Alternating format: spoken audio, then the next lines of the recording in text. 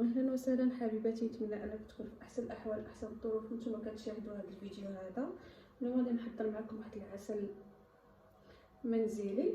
العسل اللي غادي نحضروه بهذا السكر، هذا بقالب ديال السكر، واللي عنده ما متوفرش يعني في المدينه ديالو اولا في البلاد ديالو هذا القالب ديال السكر، يمكن انه يستعمل 2 كيلو ديال سنيده يعني سكر عادي. غادي ندير عواد ديال القرفه، وندير الليمون. هادو هما العناصر اللي غادي نحتاج. ما غاديش نحتاج حتى شي حاجه. كاين اللي كيدير فيه اتاي، انا ما غاديش ندير فيه اتاي، انا غادي نخدمو عادي. عندي كل قالب سكر فيه يوترو ديال الماء، يعني كل 2 كيلو سنيده فيها يوترو ديال الماء. انا درت هنايا يوترو، هذه فيها يوترو ونص، لتر ونصف. انا غادي ندير نخوي يوترو دابا، ومن بعد غادي نزيد اليوترو ديال الثاني، ودرت شويه كافي باش يذوبلي.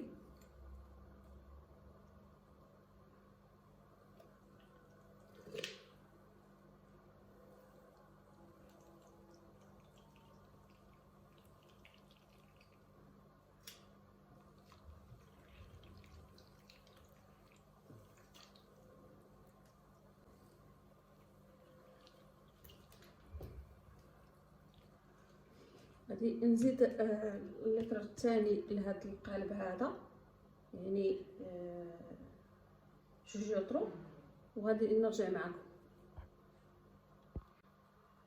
هذا اللتر الثاني اللي غادي نزيدو.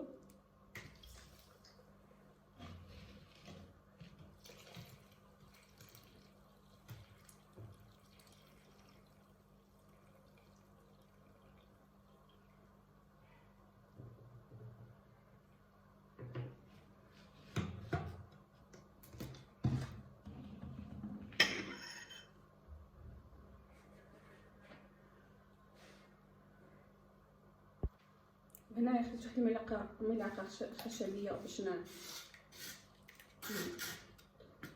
نذوبو.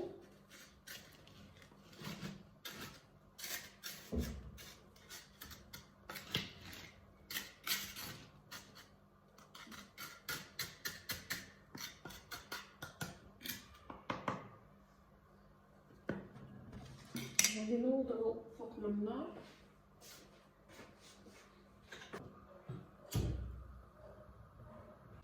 غادي ندير الليم،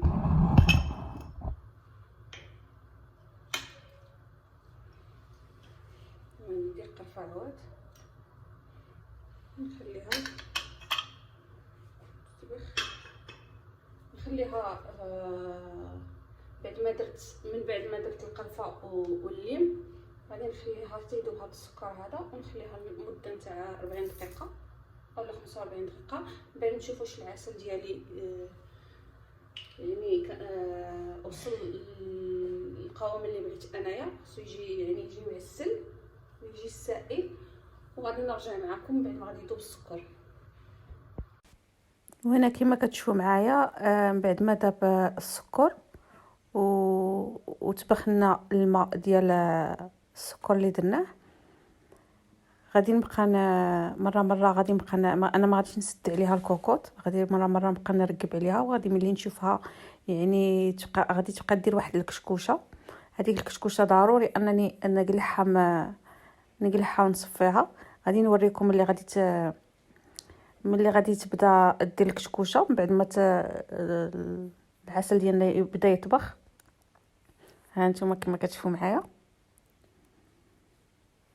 انا ما سديتش عليها وما درتلهاش صفاره نهائيا، غير حطيت عليها المغطايه، وباش من بعد المرات كنشوفها غادي تفيض كنقلع لها مغطايه وكنخليها هكاك. دوزت معايا واحد الوقيته نتاع تقريبا 50 دقيقه.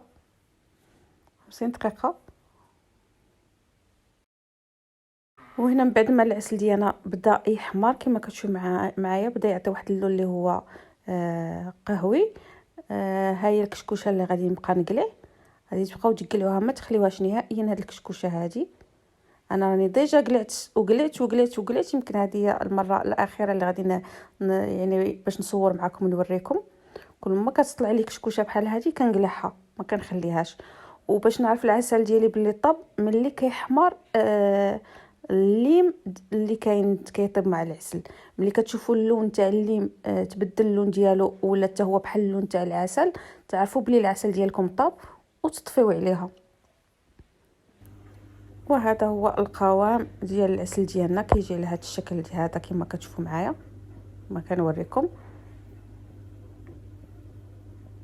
هنا من بعد ما خليته برد شويه وكلش كنصور معكم وكنوريكم اللون تاع الحامض كيولي حتى هو كيولي في نفس اللون تاع العسل.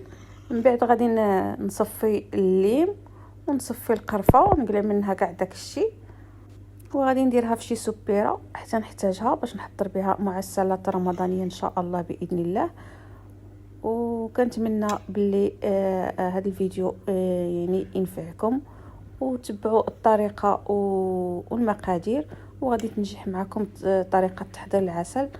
وشكرا لكم والى فيديو جديد ان شاء الله.